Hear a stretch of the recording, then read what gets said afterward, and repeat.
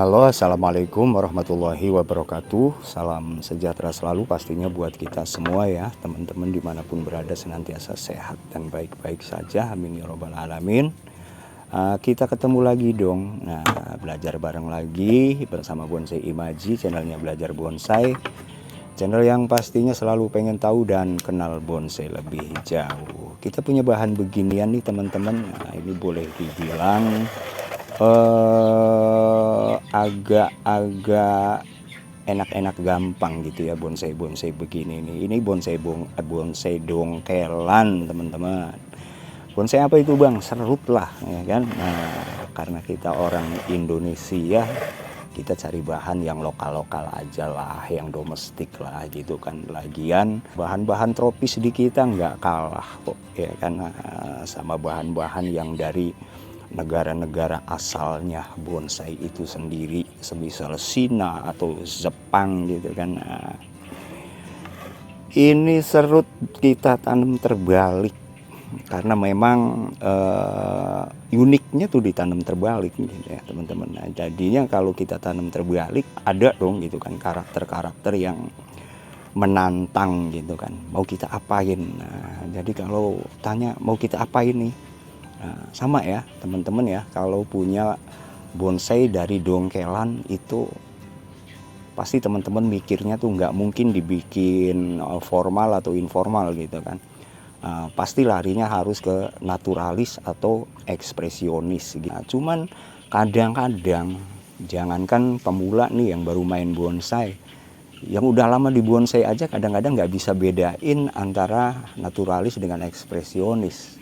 Karena menurut kita memang naturalis dengan ekspresionis itu sebenarnya sama, tapi ada bedanya. Bedanya tipis banget teman-teman ya.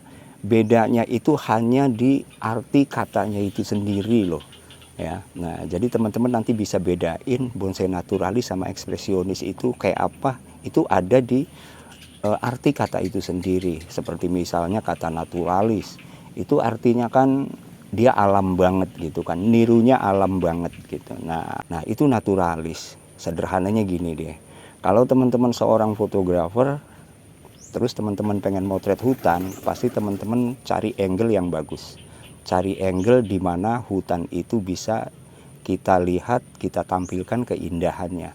Jadi kurang lebih kayak gitu. Tapi kalau di ekspresi ini boleh dibilang dia ini egois ya.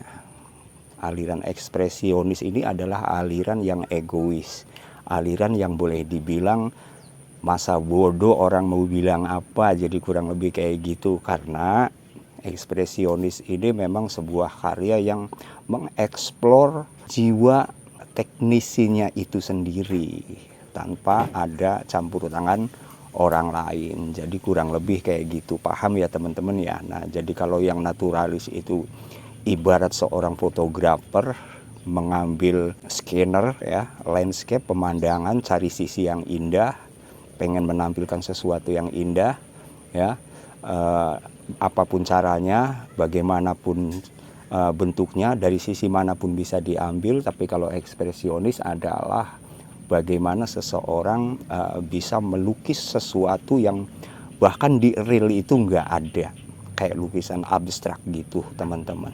Jadi makanya kadang-kadang bonsai ekspresionis itu bisa kita lihat dari tampilannya yang kagak karuan ya, dari tampilannya yang semisal wah melilit-melilit nggak puguh lagu gitu kan. Nah, tapi di bonsai tentu saja itu ada ruang tersendiri, karena di dalam berbonsai kita juga harus berangkat dari peraturan-peraturan dan kekakuan-kekakuan. Jadi teman-teman kadang-kadang kan berontak, masa sih bonsai begitu-gitu aja, masa sih yang model itu begitu-begitu aja. Nah, karena memang sejarahnya memang seperti itu ya teman-teman ya. Nah, ketika seseorang mulai berontak dengan kekakuan ya, dengan peraturan-peraturan yang seakan membelenggu, mengikat gitu, nah maka tampillah bonsai dengan aliran naturalis dan ekspresionis. Di sisi ekspresionis ini silahkan mau mengeksplor seperti apa saja,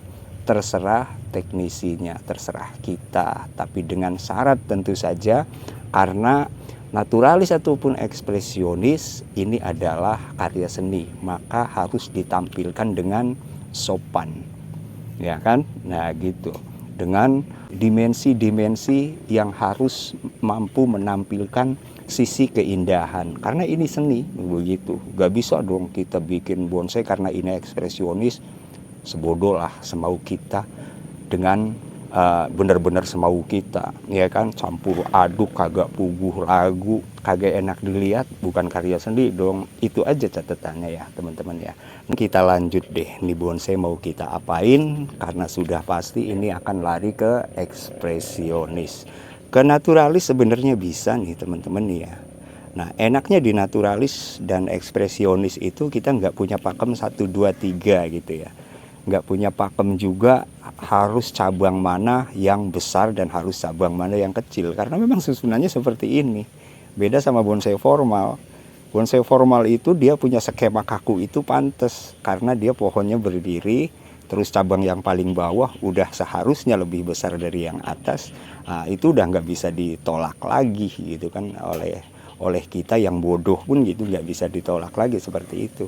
Nah, tapi kalau untuk ekspresi, untuk naturalis, nah disinilah kita mendapatkan kebebasan untuk tidak melakukan kekakuan-kekakuan yang membelenggu kita. Nah, mungkin kita juga pengen nih, karena ini bahannya kita, bonsai-bonsai kita gitu kan, walaupun akan juga gitu kan disimak gitu kan, dinilai juga oleh teman-teman gitu kan, ya terserah kita ini mau diapain gitu kan. Nah gitu, tapi menurut kita alangkah baiknya keseimbangan itu sangat perlu ya, keseimbangan optis namanya gitu ya.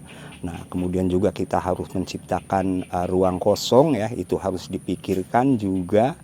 Nah, kemudian juga beberapa hal juga perlu diperhatikan nantinya, walaupun ini nanti akan tampil sebagai bonsai ekspresionis. Nah, karena walaupun dia adalah bonsai ekspresionis yang mengekspresikan kita, tentu saja kita pengen bonsai kita juga dinikmati oleh orang lain, di mana orang lain juga harus punya nilai positif dengan karya seni kita. Oke teman-teman, kita pikir ngobrol doang dah buat kali ini ya. Nah, mudah-mudahan ada pemahaman, mudah-mudahan ada sedikit pengetahuan buat teman-teman para pemula ya, terutama di dalam berkarya, di dalam memprogram ya sebuah bonsai. Karena proses terus berjalan dan bonsai itu nggak sebentar, jadi jangan sampai ada banyak kekecewaan justru ketika programan kita sudah lama dan sudah kita anggap jadi. Sekali lagi nih ya, pilihan buat teman-teman pemula, kalau pengen nggak susah-susah,